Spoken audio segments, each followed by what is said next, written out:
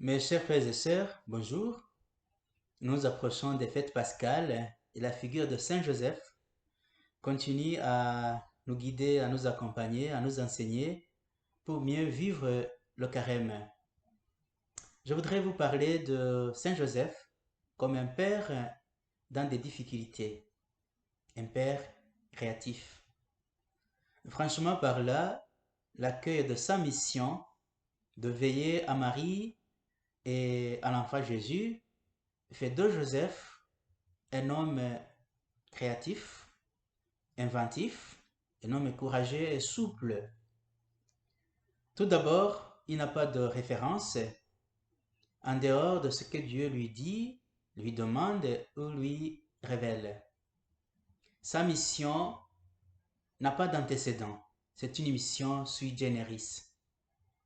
La question que pourrait poser Joseph s'il avait bien parlé est la suivante. Comment cela va-t-il se faire puisque je suis un homme ordinaire, un homme comme les autres? Juste comme Marie qui pose cette question à l'ange Gabriel, comment cela va-t-il se faire puisque je ne connais pas d'homme? Pour nous les humains, nous pouvons nous poser aussi certaines questions à propos. Joseph en était-il capable? Avait-il des moyens nécessaires pour accomplir cette tâche? Le pape François, nous partageons sa méditation dans la lettre apostolique Patris Corde, nous dit ceci. En effet, devant une difficulté, on peut s'arrêter et abandonner la partie, ou bien on peut se donner de la peine. Ce sont parfois les difficultés qui tirent de nous des ressources que nous ne pensons même pas avoir. Pour le pape, Joseph est un vrai miracle par lequel Dieu sauve l'enfant Jésus et sa mère Marie. Quelques scènes peuvent illustrer ceci.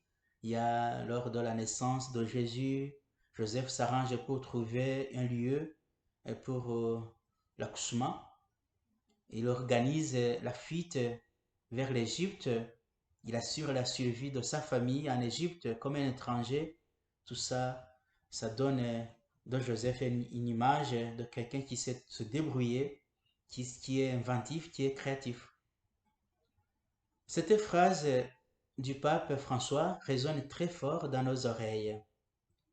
Si quelquefois Dieu semble ne pas nous aider, cela ne signifie pas qu'il nous a abandonnés, mais qu'il nous fait confiance, qu'il fait confiance à ce que nous pouvons faire, projeter, inventer ou trouver. Joseph est un bon exemple à ce sens qui ne se décourage pas.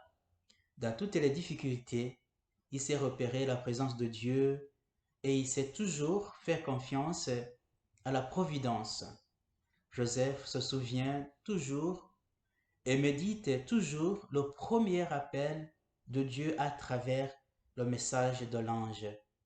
Je vous répète ce verset. Joseph, fils de David, ne crains pas de prendre chez toi Marie, ton épouse, puisque l'enfant qui est engendré en elle vient de l'Esprit Saint. Ça, c'est un tournant décisif, c'est marquant. Ce moment a transformé sa vie. Son oui est un oui décisif et engageant. Jésus et Marie sont pour lui désormais le trésor le plus précieux auquel il doit veiller de toute son âme, de tout son cœur et de toutes ses forces. Il est disposé et disponible. Il se lève pour faire ce que Dieu lui ordonne en se donnant tel qu'il est. Joseph intègre paternellement l'incarnation du Fils de Dieu.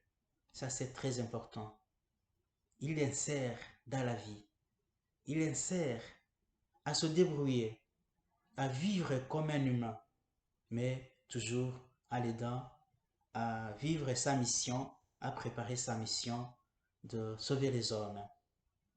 Je voudrais interpeller les pères de famille et les mères de famille de regarder encore plus la figure de Saint Joseph Je vous admire vraiment quand je vous vois les matins et les soirs courir pour chercher, amener vos enfants ici à côté à l'école Notre-Dame Sainte-Jeanne d'Arc ou au Bon Sauveur ou ailleurs, ici à côté à Reuil. Je vous vois dans les rues, sur les berges de la Seine, dans les parcs inventifs, créatifs, en vue de vous occuper de vos enfants, de plaire à vos enfants, de vous amuser avec vos enfants, de veiller à vos enfants. En tout cas, coup de chapeau, je vous admire. Et vos enfants, les enfants qui m'écoutaient ici présents, je vous envie, vraiment, vous êtes gâtés. Ce n'est pas toujours pareil en dehors des murs de château. Il faut aussi penser aux enfants qui n'ont pas cette chance. Rendez grâce au Seigneur et dites merci à vos parents. En revanche, je reconnais, cher père, chère mère, cher grand-père et chère grand-mère, certaines de vos difficultés à honorer vos engagements, ce qu'on appelle la formation intégrale, surtout à ce qui concerne la religion. Personne ne peut remplacer le rôle des parents dans l'éducation de leurs enfants. Vous êtes des piliers, les protagonistes et les premiers concernés de l'éducation, aussi bien corporelle qu'intellectuelle et chrétienne. Vous êtes des garants de l'avenir de vos enfants. C'est une mission qui vous a été confiée et que vous avez acceptée généreusement lors de votre mariage. Laissez-moi vous rappeler cette phrase que le prêtre vous a posée avant le consentement respectif entre époux et épouse. Êtes-vous prêt à accueillir les enfants que Dieu vous donne et à les éduquer selon l'évangile du Christ et dans la foi de l'Église? Oui. Souvenez-vous que les enfants apprennent en regardant ce que vous faites, ce que vous croyez, comment vous croyez. C'est pas par les paroles. Il y a des enfants jeunes ou adultes ou ados, voire des petits, qui résistent ou qui refusent catégoriquement de vous écouter quand vous parlez de votre foi, de votre religion. Comment peut-on être créatif quand on parle de sa foi ou quand on doit transmettre cette éducation chrétienne et pouvoir mener jusqu'au bout cette mission noble qui vous a été confiée? Souvenez-vous que Patris Corde, cette lettre apostolique qui nous inspire en ce moment, a été écrite à l'occasion du 150e anniversaire de la déclaration de Saint Joseph comme patron de l'Église universelle. C'est dans ce sens que le pape François réaffirme ceci. Joseph, en continuant de protéger l'Église, continue de protéger l'enfant et sa mère, et nous aussi, en aimant l'Église, nous continuons d'aimer l'enfant et sa mère. C'est pourquoi l'invocation, cher père, chère mère et cher grand-père, grands-parents, cette invocation à Saint Joseph est très importante si vous voulez veiller sur votre foi, sur les dons reçus en Jésus notre frère et en Marie notre mère. Joseph vous accompagne dans cet appel et vous soutient quand vous prenez soin de vos enfants et de vos conjoints, de vos parents, de vos voisins, des personnes en difficulté. Joseph a accompli sa mission sous l'ordre et le regard de Dieu. Il s'est donné tel qu'il était dans la bonté, dans la gratuité, dans la confiance et dans la créativité. N'est-ce pas vrai que quand Dieu nous confie une mission, il nous donne aussi les moyens de l'accomplir? Que Saint Joseph veille sur vous et qui nous inspire toujours à aller de l'avant comme des pères et des mères qui ont ce sens de veiller à la foi de nos enfants.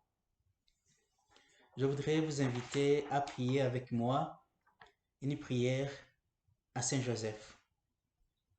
Ô glorieux Saint Joseph, ô glorieux Saint Joseph, chef de la Sainte Famille de Nazareth, si zélé à pourvoir à tous ses besoins, étends sur les pères et les mères de famille de Chatou, de toute l'Église, ta tendre sollicitude, et prends sous ta conduite toutes les affaires spirituelles et temporelles qui les concernent, et fais que les reçus soient pour la gloire de Dieu et le salut de nos âmes. Amen. Je vous souhaite une bonne continuation vers Pâques, une belle semaine, et puis je vous dis à bientôt. Que Dieu vous garde et vous bénisse. Au nom du Père et du Fils et du Saint-Esprit. Amen. Merci